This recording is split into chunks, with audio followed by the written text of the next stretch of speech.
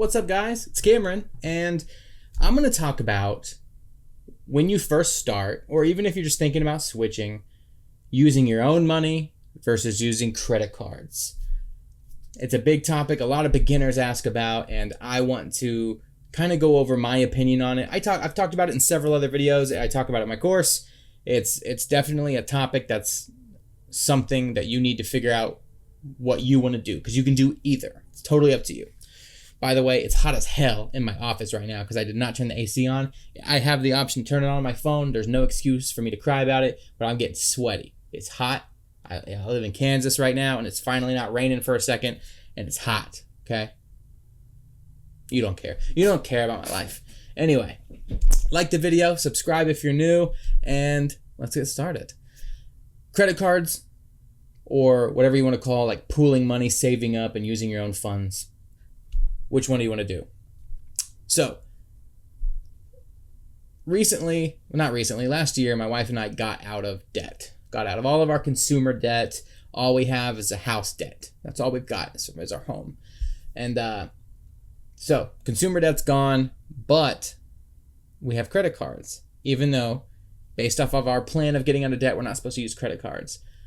But I didn't want to use any of my own money to start this side hustle. I just wanted to make something I didn't use my own money for and earn money from no money, basically. So what did I do? I was stupid and used credit cards, right? Luckily, that hasn't bitten me in the ass, but some people, like if I hadn't gotten out of debt first and learned the discipline of all that, and some people who just aren't good with money and managing money and handling their stuff and just being really honest with themselves at what they should and shouldn't do, if you don't have the discipline, don't use a credit card.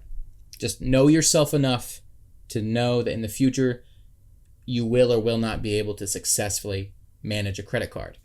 Because paying that off needs to become your priority over taking your profit. At least that's my recommendation to you. Because if you don't, you can get yourself in a lot of trouble. You can find yourself in debt and taking profit out instead of paying off that debt.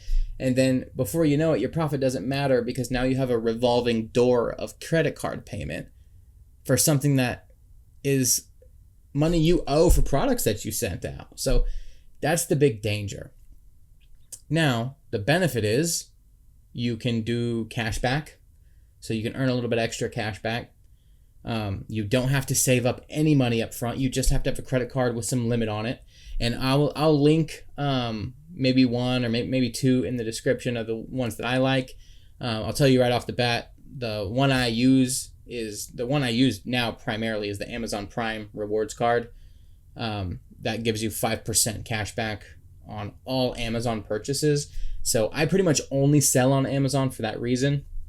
But a lot of people don't like to use Amazon because of all the TBA tracking crap, which I do not blame you at all. Do not think that you have to do it exactly like I do. I am doing one version of what you can do many ways over. My way is not necessarily the best way. It's just the way I like to do it. So another one is like the Chase Rewards Freedom cards. Those do like a good, just solid 1.5% cash back over everything. And they have great sign up bonuses for that too. The Amazon one kind of doesn't. It has a little bit of a bonus for a sign up, but not as big as other ones. So I'll link those in the description, I guess, if I remember. And you can check those out if that's the way you want to go. But yeah, just be super disciplined with it. Just don't let it get out of hand if you're going to go that way, because that's the last thing I would hate to recommend something like that and somebody really abuse it and not keep it under control. Because it's so easy to do. It's so easy to do when you get your first little bit of profit and you're like, man, that deposit says $100, but I owe $60 to a credit card for this one purchase that I made. It's like, pay the card first and take your profit once that number goes through.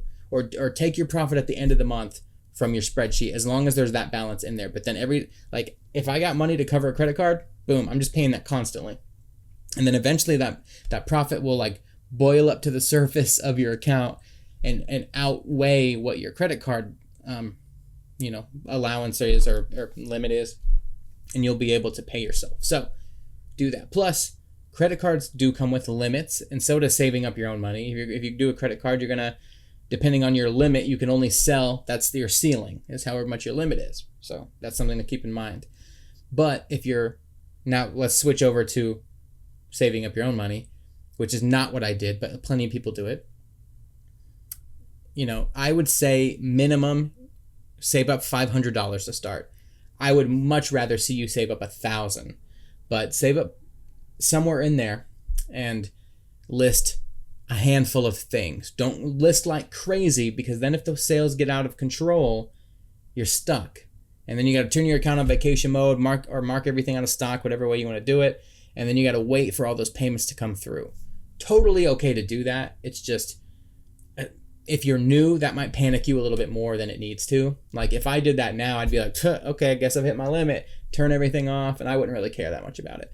But if I did that 4 months ago or whenever I started, that would have stressed me the hell out. And I would have been like, crap, and I would have been making decisions in a panic like I sometimes do.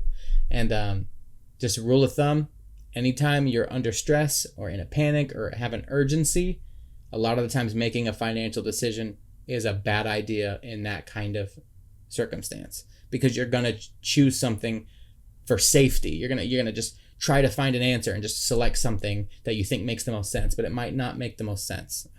I hope that makes sense, what I'm saying.